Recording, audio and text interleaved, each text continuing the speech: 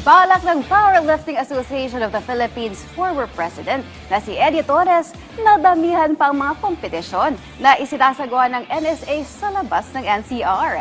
Yan ang ulat ni teammate Paulo Salamati.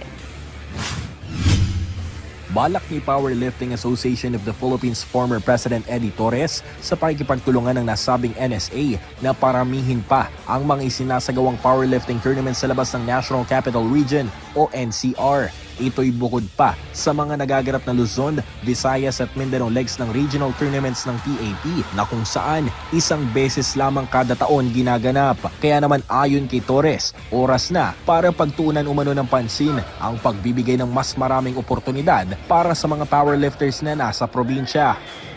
Lahat ng competitions will be in the provinces, not in NCR. I think sa NCR, marami ng competitions dito.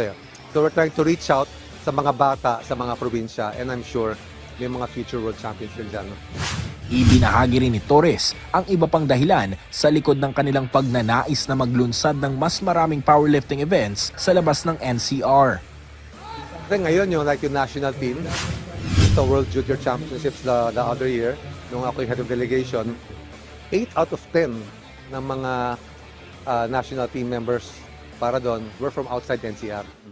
So nakita natin the opportunity outside, it's so big, yet napaka-konti ng competition sa labas. So we're trying to sort of make it better for them, give them that extra opportunity.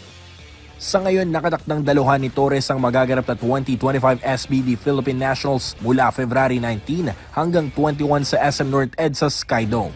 Paulo Salamatin para sa Atletang Pilipino, para sa Bagong Pilipinas.